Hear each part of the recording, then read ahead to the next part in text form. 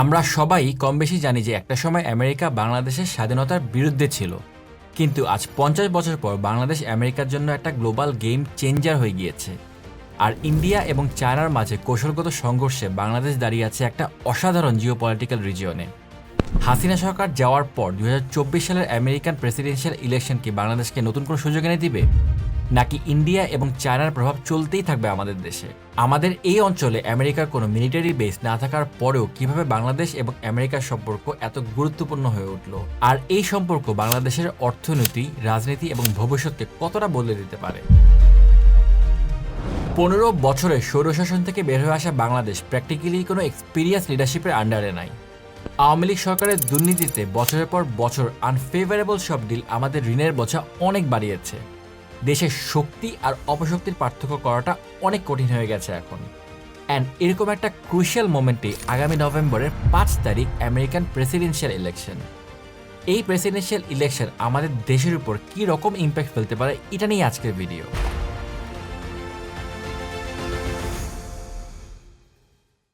Last সেঞ্চুরির সবচেয়ে বড় একটা পাওয়ার সাইকেল ছিল রাশিয়া আর আমেরিকা।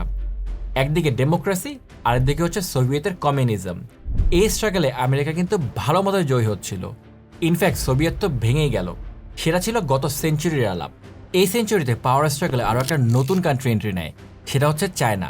বাট অনেক অ্যানালিস্টের ধারণা হচ্ছে গ্লোবাল পাওয়ার হওয়ার দৌড়ে ইন্ডিয়া এখন একটা বড় প্লেয়ার। আমরা যদি পুরো ওয়ার্ল্ডে আমেরিকার জোন অফ ইনফ্লুয়েন্স নিয়ে চিন্তা করি, তাহলে দেখতে পাবো যে কেবলমাত্র আমাদের এই ভারত মহাসাগরের অংশটুকুতেই আমেরিকার কোনো মিলিটারি বেস নাই। এই জায়গাটা কন্ট্রোল নিয়ে চায়না আর ইন্ডিয়ার মাঝে নেকলেস অফ পার্ল আর ডায়মন্ড নেকলেস স্ট্র্যাটেজি নিয়ে যে সমস্যাটা, সেটা কিন্তু আমরা সবাই জানি। বাট চায়না আর ইন্ডিয়ার এই রিজিয়নে মারামারিতে জায়গা করতে না পারা আমেরিকা এবার মেবি একটা সুযোগ পাচ্ছে, আর এই সুযোগটা হচ্ছে বাংলাদেশ। 1971 সালে আমাদের স্বাধীনতা যুদ্ধের একদম বিরুদ্ধে থাকা আমেরিকা আবার বাংলাদেশ স্বাধীন হওয়ার পরে আমাদের স্বীকৃতি জানাতেও কিন্তু দেরি করে নাই। 2022-এ বাংলাদেশের সাথে আমেরিকার রিলেশনের 50 বছর পূর্তিও পালন করা হয়। কারেন্টলি আমেরিকা বাংলাদেশের 3rd largest trading partner, plus আমাদের রেডিমেড গার্মেন্টসের লার্জেস্ট মার্কেট, আর তারা আমাদের ফরেন ডিরেক্ট ইনভেস্টমেন্টের largest source. United States agency for international development program এশিয়ার মধ্যে বাংলাদেশে সবচেয়ে বড় অপারেশন চালায়। বন্যা, ঘূর্ণিঝড় অথবা রোহিঙ্গা ইস্যুতে তারা অনেক কাজ করে থাকে।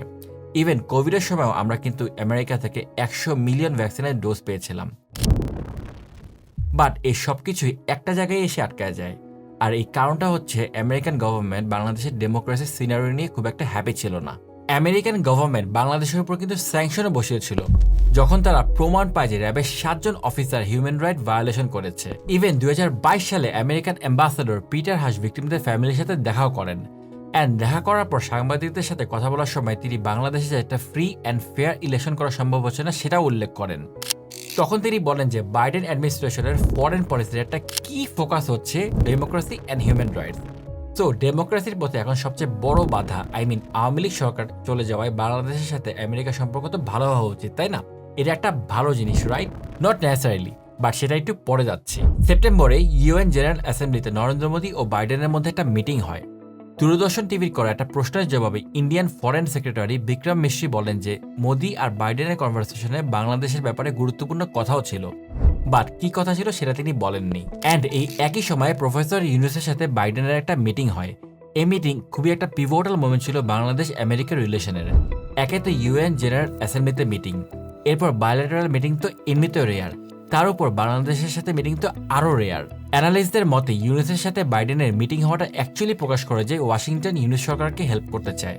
হাসিনা সরকারের পতনের পেছনে আমেরিকান গভর্নমেন্টের কতটুকু হাত ছিল সেটা একটা কনফিউজিং প্রশ্ন হলেও এটা প্রকাশ হয় যে আমেরিকান গভর্নমেন্ট হাসিনাকে পছন্দ করছিল না। 2013 সালে রানা প্লাজা ধ্বংসের পর বাংলাদেশের জিএসপি সুবিধা বাতিল করা হয়।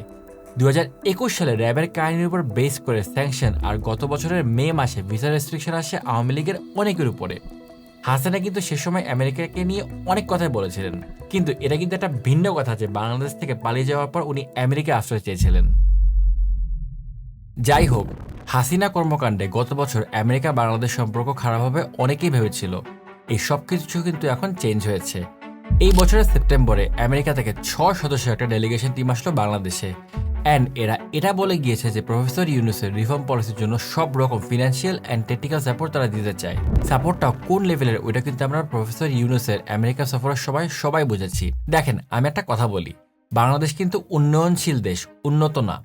সো যতদিন আমরা উন্নত দেশের তালিকায় যেতে পারবো না, ততদিন আমাদের বহির্বিশ্বের সাহায্য লাগবেই। সো ইমোশনাল হয়ে কোনো সাহায্যকারী দেশকে বাদ দেওয়া একটু বোকামিই হবে। নর্থ সাউথ ইউনিভার্সিটি এর South Asian Institute of Policy and গভর্নেন্সের senior research fellow Mohammad Saifur Rahman Daily স্টারকে বলেন যে বাংলাদেশ ঠিকমতো চলতে পারলে আমেরিকান অ্যাডমিনিস্ট্রেশনের কাছে অনেকগুলো অপশন আছে বাংলাদেশের জন্য জিএসপি আন্ডারে ফ্লেক্সিবল টার্মস আর ট্রেড মেকানিজম অফার করার। প্লাস আমরা যদি duty free, quota free facility আর নন ট্যারিফ ব্যারিয়ার আনতে পারি, তাহলে তাদের সাথে আমাদের রেট আরো কয়েক বিলিয়ন ডলার বেড়ে যাবে। কারেন্টলি আমেরিকা থেকে প্রোডাক্ট আসলে আমাদের 18% ডিউটি দেওয়া লাগে, তারপরেও $8 বিলিয়ন ট্রেড রিলেশন আমাদের। আর ওয়াশিংটনে গুরসেরে থাকতে পারলে আমরা IMF, world bank, Asian development ব্যাংকের ভালো চোখে থাকবো, সেটাই স্বাভাবিক। অ্যান্ড এই সব কিছু আলটিমেটলি আমাদের ইন্টারিম গভর্নমেন্টের জন্য ব্যাপক সুবিধা হবে, ট্রু। বাট আমাদেরকে মাথায় রাখতে হবে যে এটা কিন্তু একটা ইন্টারিম গভর্নমেন্ট, আমরা কেউই জানি না কতদিন থাকবে এই সরকার। সো আমাদেরকে দেখতে হবে long term, and long term চিন্তা করলে বাইডেন কিন্তু রেলেভেন্ট না। রেলেভেন্ট হচ্ছে দুজন মানুষ, কামালা হ্যারিস আর ডোনাল্ড ট্রাম্প। কামালা হ্যারিস বাইডেনের ভাইস প্রেসিডেন্ট ছিলেন, সো তার কিছু পলিসির মধ্যে বাংলাদেশের জন্য ভালো কিছু থাকতেই পারে। কিন্তু what about Trump? Donald Trump ইউনুসকে পছন্দ করেন না, এটা কিন্তু উনি কখনো বলেননি, বাট আমরা এটা এজিউম করে নিতে পারি। ডোনাল্ড ট্রাম্পকে 2016 ইলেকশনে কম্পিট করেছিলেন হিলারি ক্লিন্টন। হিলারি ক্লিন্টন আর প্রফেসর ইউনুস ছিলেন ক্লাসমেট অ্যান্ড বেশ ভালো ফ্রেন্ডও। হিলারির ফাউন্ডেশনের প্রফেসর ইউনুসের ডোনেশনের কাহিনীও আছে। হিলারির প্রতি ট্রাম্পের হেট্রেড কিন্তু কমন নলেজ। আর 2016 ইলেকশনের টাইমে ট্রাম্পের ওয়াল বানানোর কাহিনী নিয়ে প্রফেসর ইউনুস অনেক মজাও নাকি নিয়েছিলেন। ইভেন ট্রাম্প ইলেকশনে জেতার পর তার অসন্তুষ্ট জানিয়েছিলেন প্রফেসর ইউনুস। ট্রাম্প যেরকম মানুষ, এগুলো কিন্তু তিনি অবশ্যই মনে রাখবেন। রিসেন্টলি ট্রাম্পকে নিয়ে একটা মুভি দেখে আসলাম হলে, যে মুভিটার নাম হচ্ছে দ্য অ্যাপ্রেন্টিস। এই মুভিটা দেখলেই বোঝা যায় ট্রাম্প কেমন পাগলাটে মানুষ। যেই লোক ট্রাম্পকে তার পলিটিক্যাল ক্যারিয়ার গোছাতে সাহায্য করেছে, তাকেই ট্রাম্প কাজ শেষ হওয়ার পর টিস্যু পেপারের মতো ছুঁড়ে ফেলে দিল। যদিও এটা সত্য যে ট্রাম্পের আমলে বিশেষ যুদ্ধ কম হয়েছিল, তারপর ট্রাম্পকে বিশ্বাস করা আসলেই কঠিন। সো ট্রাম্প আসলে যে জায়গাগুলোতে বাংলাদেশ বেশ ভালো অ্যামাউন্টের আমেরিকান ডোনেশন পায়, যেমন ধরেন ক্লাইমেট চেঞ্জ, হাঙ্গার প্রোগ্রাম, এগুলোর ডোনেশন অনেক কমে যেতে পারে। বাট বাংলাদেশ খুব একটা ইউনিক জিওগ্রাফিক্যাল লোকেশনে আছে। এর এক পাশে হচ্ছে চায়নার জোন অফ ইনফ্লুয়েন্স, আরেক পাশে হচ্ছে ইন্ডিয়া। অ্যান্ড আমেরিকা কোনো অবস্থায় চাবে না যে বাংলাদেশ চায়নার জোন অফ ইনফ্লুয়েন্সের মধ্যে চলে যাক। বাট এমন যদি কোনো কিছু একটা ঘটে যে কারণে বাংলাদেশ চায়নার জোন অফ ইনফ্লুয়েন্সের মধ্যে চলে যাচ্ছে, তাহলে ট্রাম্প অ্যাডমিনিস্ট্রেশনের জন্য বড় একটা মাথা ব্যথার কারণ হয়ে দাঁড়াবে এই ব্যাপারটা। প্লাস সেরকম সিচুয়েশনে ইন্ডিয়াও আমেরিকার সাথে যোগ দিবে, কারণ এই রিজনে ইন্ডিয়াও কিন্তু চায় না চাইনিজ কোনো ইনফ্লুয়েন্স। সেরকম কি কোনো সিচুয়েশন আসতে পারে? ইয়েস, যদি বিএনপি ক্ষমতা আসে তাহলে। বিএনপির আগের ক্ষমতাকালে তারা দেখিয়ে দিয়েছিল যে তারা কোনোভাবেই ইন্ডিয়ার অ্যালাই না। 10 ট্রাক অস্ত্র মামলা কিন্তু সেটারই প্রমাণ। পাশাপাশি এই জানুয়ারির ইলেকশনের পর বিএনপি ফরেন রিলেশনস কমিটি আর স্ট্যান্ডিং কমিটি মেম্বারদের সাথে একটা মিটিংও হয় চায়নার সাথে সম্পর্ক পুনরায় স্থাপনের ব্যাপারে।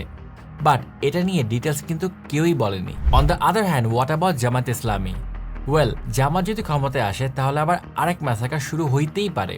ইনফ্যাক্ট এই ম্যাসাকার আসলে কি হবে আমাদের কোনো আইডিয়াই নাই। মাঝখানে একটা কথা বলি, আমি কিন্তু কোনো স্পেসিফিক দলের সাপোর্টার না। একজন স্বাধীন দেশের নাগরিক হিসেবে যেই দল ভালো করবে তাকে আমি সাপোর্ট করি, সেটা আওয়ামী লীগ, বিএনপি অথবা জামাত যেই হোক না কেন। আচ্ছা, ব্যাক টু দ্য টপিক। জামাত ইসলামকে জঙ্গি সংগঠনের তালিকায় দেওয়ার পক্ষে ছিল আমেরিকা। আবার 2023 সালে জামাতকে সমাবেশ করতে না দেওয়ার বিপক্ষেও ছিল তারা। কিন্তু কোনো কেসে জামাত কিন্তু ক্ষমতা ছিল না, তারা একটা সেকেন্ডারি পার্টি ছিল। ট্রাম্প যেরকম এক্সট্রিমিস্ট, তাতে করে জামাত ক্ষমতা আসলে সে যে বাংলাদেশ আরেকটা আফগানিস্তান হচ্ছে এই টাইপের কাহিনী তুলবে না, সেটা কিন্তু কোনো গ্যারান্টি নাই। এখন আরেকটা বিষয় হচ্ছে, কামালা হ্যারিসকে ইন্ডিয়ানরা নিজেদের আপন মানুষ বলে মনে করে। ইনফ্যাক্ট ইন্ডিয়ায় কারেন্টলি কামালা হ্যারিস বিশাল একজন সেলিব্রিটি। তবে আমরা যদি ফরেন পলিসির চোখে কামালা হ্যারিসকে দেখার ট্রাই করি, তাহলে একটু সমস্যা ফেস করতে হয়। কামালা হ্যারিসের ফরেন পলিসিতে বাংলাদেশ এখন পর্যন্ত এক্সিস্টই করে না। তার সবগুলো ক্যাম্পেইনের স্পিচে তিনি ইসরায়েল ফিলিস্তিন ইস্যু অথবা আমেরিকার মাইগ্রেশন ইস্যু নিয়ে কথা বলেছেন। বাট হিস্ট্রিক্যালি ডেমোক্রেটিক পার্টির ক্যান্ডিডেটরা বাংলাদেশ ইস্যুতে সবসময় একটু নরম ছিলেন। নরম এই সেন্সে যে তাদের কাজকর্মে বাংলাদেশকে এক্সপ্লয়েট করার ব্যাপারটা একটু কম ছিল। এখন এখানে আরেকটা অ্যাঙ্গেল আছে। আমাদের পুরো ভিডিওতে আমরা বিভিন্ন পার্টি বা ক্যারেক্টারের বেসিসে এক্সপ্লেনেশন দিয়েছি, বাট আমেরিকার ডেমোক্রেসি কিন্তু একটু অন্যরকম। এটা আসলে কোনো ক্যারেক্টার বেস না। যেমন ধরেন আজকে যদি বাংলাদেশ আমেরিকাকে সেন্ট মার্টিন একটা মিলিটারি বেস অফার করে, তাহলে কিন্তু আমেরিকা কখনো মানা করবে না, কারণ এই অঞ্চলে একটা মিলিটারি বেস কিন্তু আমেরিকার কাছে স্বপ্নের মতো। বাংলাদেশে আমেরিকার কাছ থেকে এত ফরেন এইড পাওয়ার কারণ হচ্ছে বর্তমানে এই রিজনে বাংলাদেশই একমাত্র কান্ট্রি যা শক্তি আছে ইন্ডিয়ার সাথে একটু হলেও টেক্কা দেওয়ার আর চায়নার মুভমেন্ট আটকিয়ে রাখার। আগে সেটা ছিল পাকিস্তান, বাট পাকিস্তান তো এখন নিজেরই অবস্থা অনেক খারাপ। সো আমেরিকা বাংলাদেশকে অ্যানালাইজ করবে তার প্রফিটের জায়গা থেকে। বাংলাদেশের আপকামিং গভর্নমেন্ট যদি চায়না বা রাশিয়ার প্রতি একটু মাত্র ক্লোজনেস দেখায়, তাহলে কিন্তু আমেরিকা সরে আসবে। একটু রিমাইন্ডার দিই, আমরা কিন্তু রাশিয়ার সাথে ডিল করেছিলাম ফুয়েল কেনার, তাও আবার ডলারে না, রুবেলে। পদ্মা সেতু ছিল ওয়ার্ল্ড ব্যাংক তথা আমেরিকার মুখের উপর একটা কঠিন জবাবের মতো। IMF এর কাছ থেকে লোন চেয়ে আমরা পাই নাই, কারণ হচ্ছে আমেরিকা মানা করেছিল। বাংলাদেশ এই বছর চায়নার সাথে তাদের রিলেশনের 50 বছর পূর্তি প্ল্যান করেছিল। কালচারাল এক্সচেঞ্জ সহ অনেক প্ল্যান ছিল বাংলাদেশের, বাট সেগুলোর কিছুই কিন্তু হয় নাই। এই ঘটনাগুলোর টাইম ফ্রেম মিলাইলে আমেরিকার উপর একটু সন্দেহ ক্রিয়েট হইতেই পারে, and that is the conclusion. America বাংলাদেশকে তাদের সাইডে রাখতে চাবে আর সুযোগ খুঁজবে যদি কোনোভাবে বাংলাদেশে নিজেদের জোন অফ ইনফ্লুয়েন্স ক্রিয়েট করা যায়, অ্যান্ড তারা ভালো থাকবে ঠিক ততদিনই। যে মোমেন্টে বাংলাদেশ আমেরিকার থেকে দূরে সরে যাবে, আমেরিকা আর ভালো থাকবে না, সেটা ট্রাম্প অথবা ক্যামেলা হ্যারিস যে আসুক না কেন। বাট এই খেলাটা চলছে গত 50 বছর ধরে। আমাদের ফরেন অ্যাফেয়ার স্পেশালিস্টরাও কিন্তু এই খেলায় অনেক এক্সপার্ট। সো বাংলাদেশও নিজেদের জায়গা ধরে নিজেদের সুবিধা বের করে আনতে পারবে, এই বিশ্বাস রাখাই যায়। আর এইবার যেহেতু হাসিনা নাই, সেহেতু আগামীতে যে সরকারে আসুক না কেন, আমেরিকান গভর্নমেন্ট থেকে বাংলাদেশের প্রতি অনেক ভালো মনোভাবই দেখানো হবে বলে মনে করা হচ্ছে। অ্যাটলিস্ট তারা একটু হলেও কনভিন্স থাকবে যে যেই টাকাটা তারা সাহায্য হিসেবে দিচ্ছে ওইটা ভালো কোনো প্রজেক্টে ইউজ করা হবে, দুর্নীতি করে আর স্বাধীনতার সপক্ষে শক্তি বলে পকেটে ভরা হবে না। যদিও এটা আমার একান্তই ব্যক্তিগত মতামত। আপনার কি মনে হয় এই বিষয়ে জানাতে পারেন কমেন্টে। আর যদি চান আমার করা এই ভিডিওটি দেখতে পারেন ঠিক কিভাবে আওয়ামী লীগ বাংলাদেশে লুটপাট করেছিল, যার কারণে বাইরের দেশ তো দূরের কথা, বাংলাদেশিরাই আওয়ামী লীগকে আর বিশ্বাস করে না। ডক্টর হওয়ার পাশাপাশি দেশ বিদেশের কোথায় কি হচ্ছে এই বিষয়ে আমার অনেক আগ্রহ, আর প্রতি সপ্তাহে এরকম কিছু বিষয়ে আমি কথা বলি। আপনি চাইলে চ্যানেলটি সাবস্ক্রাইব এবং নোটিফিকেশন আইকনে ক্লিক করে রাখতে পারেন।